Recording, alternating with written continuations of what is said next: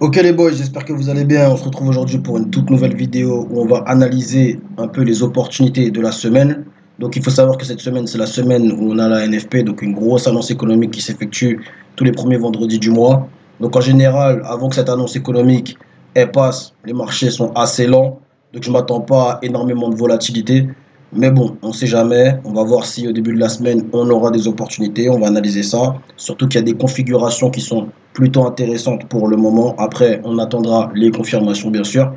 Mais on reste patient, on regarde, on analyse, les gars. Et puis, j'ai quelques opportunités. On va démarrer tout de suite avec NZD-USD. Donc, les gars, NZD-USD, on va analyser la paire de A à Z, comme j'ai l'habitude de faire. Donc là, les gars, en monthly, on est sur des bas de plus en plus bas. On est sur un equal low. Bas de plus en plus bas, des hauts de plus en plus bas. Donc, je vous montre ça tout de suite. En monthly, voilà. Donc des hauts de plus en plus bas, des bas de plus en plus bas. Voilà. J'ai marqué la zone juste là, les gars. On est sur un equal low monthly. Voilà. Maintenant, on va aller en weekly. En weekly, les gars, qu'est-ce qu'on remarque? On remarque qu'on est sur une tendance baissière. Donc, je fais la théorie de dos afin de déterminer le sens de la direction justement du prix. Donc sur ces time frame là. Donc là, je vais commencer par là. Donc là, on a des hauts de plus en plus haut, bas de plus en plus haut. Là, on shift bas de plus en plus bas, haut de plus en plus bas. On continue avec des hauts de plus en plus bas, des bas de plus en plus bas. On continue. Puis là, on a un shift, donc un haut de plus en plus haut, bas de plus en plus haut. Et enfin, on a un dernier shift qui nous montre que le prix est totalement baissier en weekly, avec un haut de plus en plus bas et un bas de plus en plus haut, juste là, là. Donc les gars, ce que j'ai fait, c'est que j'ai marqué justement la zone juste là. Donc là, c'est le dernier plus bas weekly effectif qui nous montre un equal low juste là sur l'equal low monthly. Donc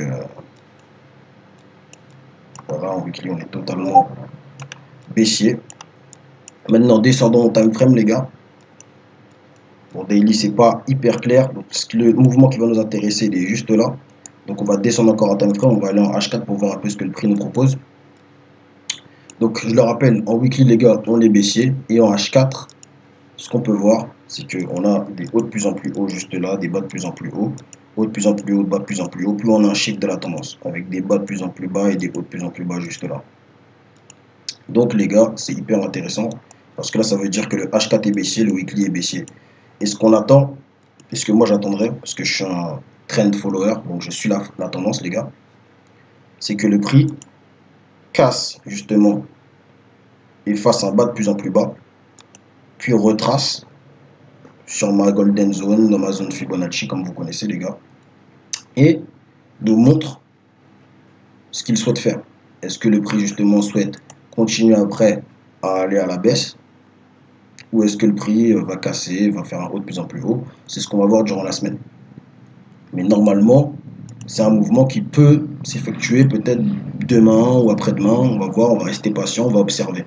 Donc voilà, pour NZD-USD, ce que je vois, si le prix justement fait un bas de plus en plus bas, ça après un retracement dans ma zone Fibonacci et regarder justement dans les plus petits time frames, est-ce que le prix va chuter, va nous donner justement des indications et des confirmations afin que nous on puisse le prendre à la vente. C'est ce qu'on va voir, on va rester patient et on va observer tout ça, les gars. Donc pour NZD-USD, c'est ma vision.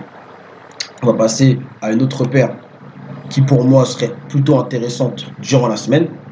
Donc on va passer, les gars, sur Euro-GBP. Donc Euro-GBP, les gars, donc je fais l'analyse, je vais démarrer en weekly directement. Comme je vous ai dit, c'est pas nécessaire à chaque fois de faire le monthly. Donc là, je vais démarrer en weekly. Donc là, les gars, en weekly, ce que je vois, c'est des bas de plus en plus bas et des hauts de plus en plus bas. Donc on est sur une tendance qui est totalement baissière en weekly. On a une cassure du dernier mouvement baissier weekly qui est juste là. Mais on a juste un haut de plus en plus haut. On n'a pas un bas de plus en plus haut. Donc pour moi, la tendance reste baissière. C'est pas encore confirmé qu'on shift. Donc en weekly, je suis baissier pour l'instant. Je vais rentrer dans les time frames inférieurs afin d'analyser ce que ce mouvement-là propose. Donc on va rentrer dans les time frames inférieurs, les gars. Là, je vais re-rentrer encore du time frame inférieur. Et là, en H4, on est vraiment clair. Là, on arrive bien à comprendre la tendance. On voit justement où le prix veut aller, on comprend.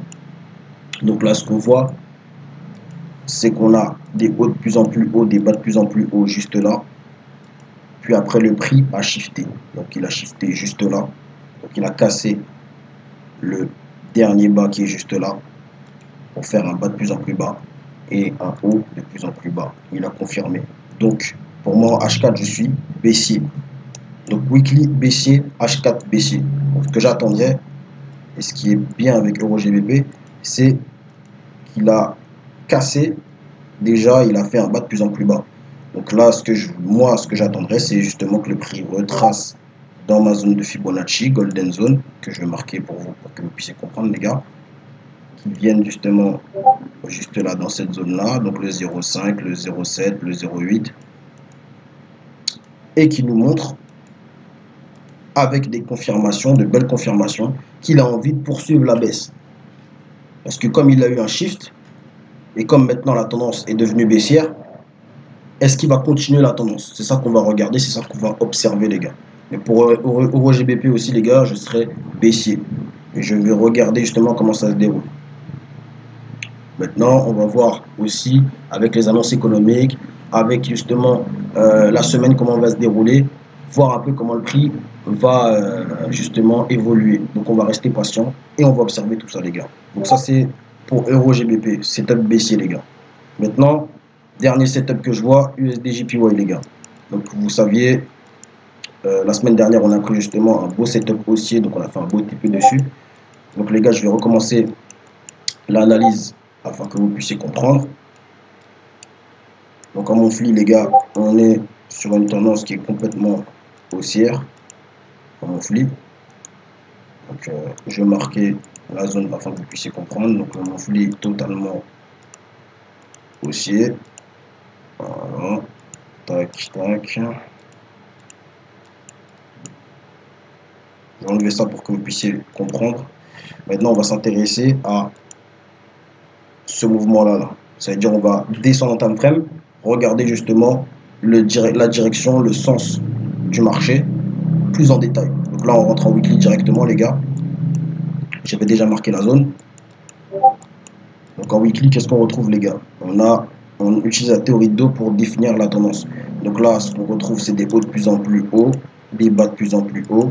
Puis après, on a un shift qui s'effectue avec un bas de plus en plus bas et un haut de plus en plus bas. Donc en weekly, on est totalement baissier. Et ce qu'on retrouve, c'est que le prix n'a pas fait de bas de plus en plus bas, il s'est terminé en equal low. Donc ça, c'est quelque chose qu'on a marqué juste là. Maintenant, on rentre dans les time frames plus basses, les gars. Donc là, on est en daily. En daily, on recommence la théorie de dos, les gars. Donc là, en daily, ce qu'on retrouve, c'est des hauts de plus en plus hauts, des bas de plus en plus hauts. Puis après, on a un shift. Des bas de plus en plus bas, des hauts de plus en plus bas. On continue avec la même chose. Des hauts de plus en plus hauts, des bas de plus en plus bas. Des hauts de plus en plus bas, des bas de plus en plus bas. Donc là, les gars, on est totalement baissier en daily. Et maintenant, ce qui va nous intéresser, c'est le mouvement juste là. Regardez ce que le prix effectue, ce que le prix, enfin la direction, le sens. Et ce qu'on va faire, c'est qu'on va descendre en time frame, les gars. Donc les gars, qu'est-ce que je peux voir en H4? On va démarrer juste là, afin justement de connaître la direction du prix. Donc ce que je vois, les gars, c'est que là, on a des bas de plus en plus bas. Voilà, des bas de plus en plus bas, des hauts de plus en plus bas. Puis après, on a un shift. Donc des hauts de plus en plus hauts, des bas de plus en plus hauts, juste là. Donc là, les gars, ce qu'on va attendre, et ce que moi je vois, c'est que le prix va être intéressant si justement il casse cette zone-là. D'accord? Je vais enlever ça. Donc si par exemple, si le prix casse cette zone-là, nous montre qu'il effectue un haut de plus en plus haut et retrace dans cette zone-là, nous, on va être intéressé. On va justement se dire, ok, le prix a fait un haut de plus en plus haut, un bas de plus en plus haut. Là, on va essayer de rentrer pour justement suivre la tendance et se positionner à la hausse. Si le prix fait un haut de plus en plus haut, les gars, et si on retrace, si ce retracement est intéressant, si le mouvement est clair. Donc les gars, ça, c'est la patience. On va regarder au fur et à mesure comment justement dans la semaine le prix va évoluer. Donc là, un setup haussier sur USDJPY, les gars. Donc c'est un peu les paires que je vois bien bouger durant la semaine, qui ont des configurations plutôt intéressantes. Maintenant, on va rester patient. On va voir comment le prix va comment le prix va évoluer. Et puis on reste patient, les gars. Donc voilà, ce sont les opportunités que je vois. USDJPY à la hausse, EURGBP à la baisse, NZUSD à la baisse. Et on attend les confirmations. On reste patient. Et puis s'il y a une update, les gars, je vous la fais directement. Ne vous inquiétez pas, les gars.